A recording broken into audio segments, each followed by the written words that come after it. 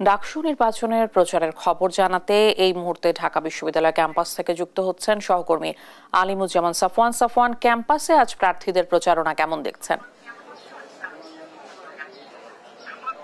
ইশিকা, এই মুহূর্তে আমরা ঢাকা বিশ্ববিদ্যালয়ের মধুর ক্যান্টিনে আছি এবং আজকে শনিবার ক্লাস পরীক্ষা কিছুটা সীমিত পরিসরে চলছে, যার কারণে ক্যাম্পাসের শিক্ষার্থীদের উপস্থিতি আসলে অনেকটাই কম। তারপরও দেখতে পাচ্ছি যে স্বতন্ত্র প্রার্থী সহ অন্যান্য যারা প্যানেল রয়েছেন তারা কিন্তু তাদের মতো করে নির্বাচনী প্রচারণা সেটি কিন্তু চালিয়ে নিচ্ছেন। তো যদি আমরা একটু আসলে প্রার্থীর সাথে কথা বলতে চাই যে আজকে তো কিছুটা কম শিক্ষার্থীদের উপস্থিতি, আপনারা কেমন দেখছেন প্রচারণা?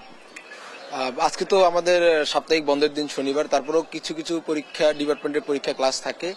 আর শিক্ষার্থী যেহেতু আজকে উপস্থিতি কম, তো সেক্ষেত্রে আমরা পরিকল্পনা করছি যে আমরা বিভিন্ন হলগুলোতে আমাদের প্রচারণা যেটি রয়েছে নিয়মিতভাবে চলে সেগুলো আমরা রাখবো। আর আরেকটি বিষয় যে গতকালকে আপনারা জানেন যে একটি ন্যাক্কারজনক ঘটনা ঘটেছে যে আমাদের ডাকসুর সাবেক বিপি নুরুল হক নুরুর উপর হামলা হয়েছে।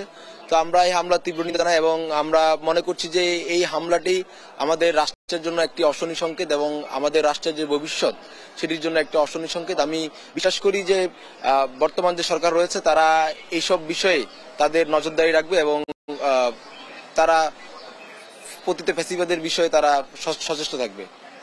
তিনি বলছিলেন যে গতকাল ডাকসুর সাবেক ভিপি নুরুর উপর যে হামলা হয়েছে সেটি তারা প্রতিবাদ জানাচ্ছে এবং এটির সুষ্ঠু যে বিচার সেটি তারা চাচ্ছেন। আসলে আমরা গতকালও দেখেছি বিভিন্ন প্যানেল থেকেও কিন্তু এই বিষয়ে পোস্ট করা হচ্ছে।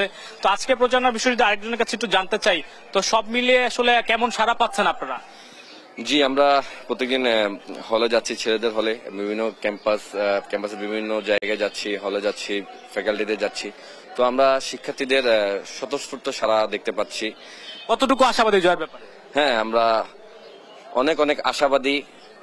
বর্তমান ছাত্র সমাজ যারা আছেন তারা পরিবর্তনের পক্ষে আছেন, তারা গণতন্ত্রের পক্ষে এবং তারা মুক্তিযুদ্ধের চেতনায় ছাত্রদলকে বিজয়ের বেশে দেখতে চায়।